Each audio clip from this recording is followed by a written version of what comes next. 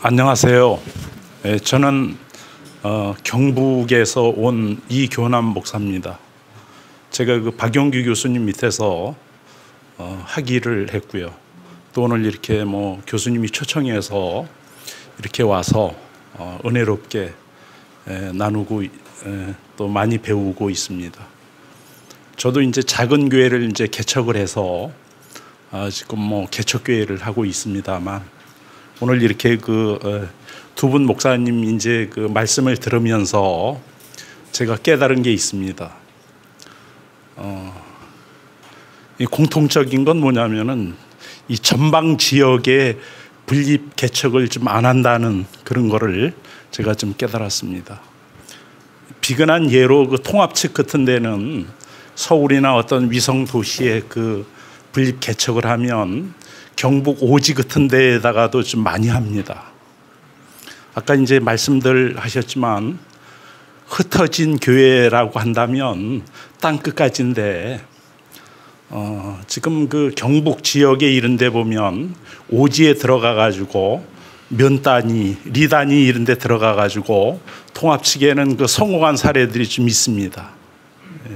그래서 앞으로 이제 그 동산교회나 화평교회나 또 거기에서 파송된 이제 또 교회들이 이제 개척을 한다고 한다면, 분립 개척을 한다고 한다면 어떤 연고가 없어도 그런 데를 좀 전방적인 그런 데 좀 개척을 해주면 좋지 않겠는가.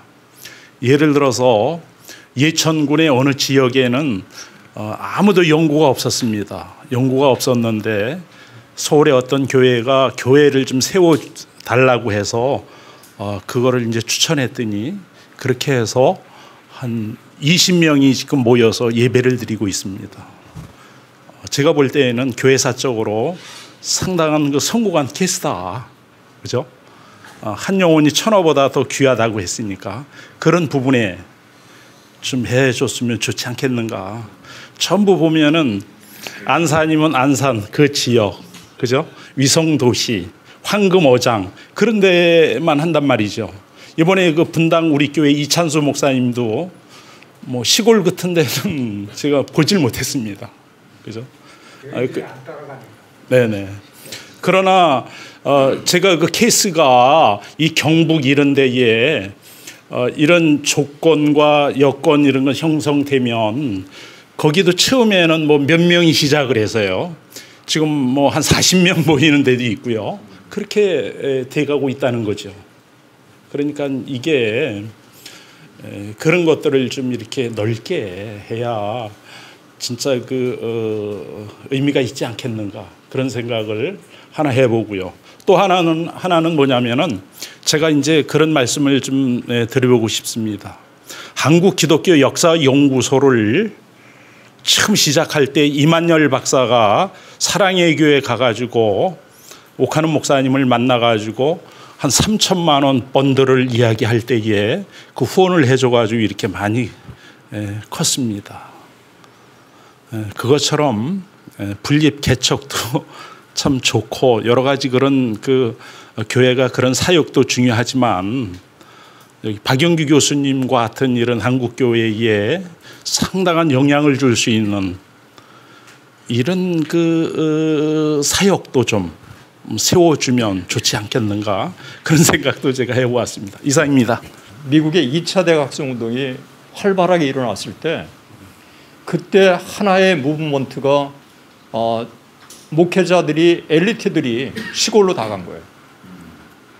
미 전역에. 그래서 복음이 제대로 닿지 않는 지역까지 흩어져 가지고 정말 2차 대각성 운동 때 은혜 받은 사람들이 감으로 말미암아 홈 미션이라고 하는, 그 포린 미션하고 홈 미션이라고 하는 게 굉장히 활발하게 된 게 2차 대각성 운동이거든요.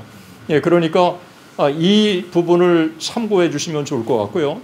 두 번째는 장대현 교회가 50개 교회를 분립 개척한 게, 분립 개척도 있지만 전도인을 파송한 거예요. 전도인을 파송해 가지고 그 전도인을 통해서 복음을 접한 사람들이 이제 모여서 신앙의 공동체를 이루게 되고 이 장대현 교회는 경제적으로 그런 교회들을 지원해 준 교회입니다. 그러니까 분립개척이라고 하는 게 교인들을 참 나누어서 분립해서 개척도 하지만 전도인을 파송하는 것처럼 부목사를 파송해서 혹은 전도인을 파송해서 그렇게 사역한다고 하는 게 참 의미 있고 또 한국교회도 필요하다는 생각을 갖습니다. 제가 구미 상목교회를 어제 가서 이제 말씀을 전하고 왔습니다. 그런데 구미 상목교회가 이기풍 선교사님 외에 두 번째로 국내 선교사를 파송했대요. 그래서 국내 선교사를 파송해서 이 섬 선교의 30개 교회를 자기가 순회하면서 돌고 있다는 이야기를 들었습니다.